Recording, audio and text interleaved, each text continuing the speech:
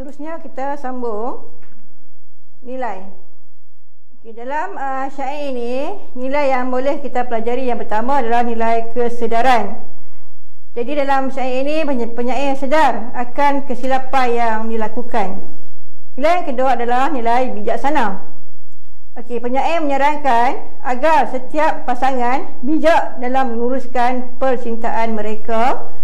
Dan seterusnya, yang ketiga adalah nilai rasional. Penyair menyarankan agar kita bertindak secara rasional. Sekarang marilah kita lihat apakah pengajaran yang kita boleh pelajari berdasarkan syair Burung Nuri ini. Antaranya ialah, yang pertama, kita janganlah mudah berputus asa apabila gagal memperoleh sesuatu. Pengajaran kedua, kita hendaklah sabar menempuh setiap ujian dalam kehidupan kita. Yang ketiga, kita haruslah berusaha membebaskan diri kita daripada kemiskinan.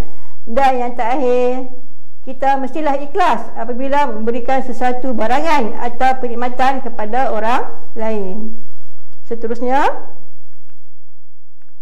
jadi untuk mengakhiri PDP kita pada hari ini, cikgu akan berikan latihan.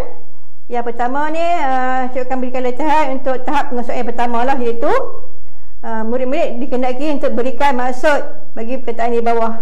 Okay, yang pertama, hemat. Jadi boleh carilah apakah maksud hemat. Kemudian yang kedua, daif. Yang C, masyhur.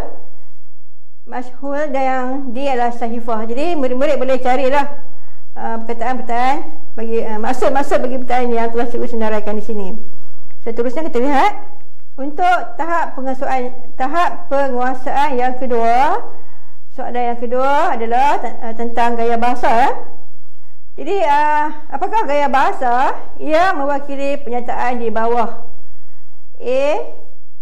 A, laksana cermin jatuh ke batu. Okey, tadi cikgu dah bagi nota tentang gaya bahasa, jadi murid-murid boleh lihatlah apakah jenis gaya bahasa bagi soalan A ini.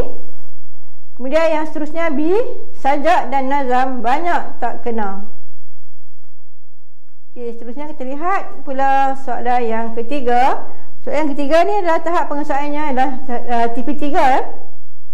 Berdasarkan syair yang anda pelajari, jelaskan dua persoalan yang terdapat dalam syair tersebut. Okey, jadi boleh carilah dua persoalan yang telah dipelajari berdasarkan syair yang telah kita dengar tadi. Okey, soalan yang seterusnya dan terakhir. Okey, soalan yang terakhir ni tahap pengesuaiannya adalah tahap TP4 ya. Jadi untuk soalan ini, berikan 3 nilai dan pengajaran yang dapat kamu pelajari melalui syair ini. Maksudnya murid-murid berikan 3 nilai berserta dengan pengajaran. Okey. Contohnya nilai kegigihan, apakah pengajaran tentang nilai tersebut. Okey, faham ya? Jelas ya? Okey, itu saja PDP kita untuk hari ini. Okey, sekian, terima kasih.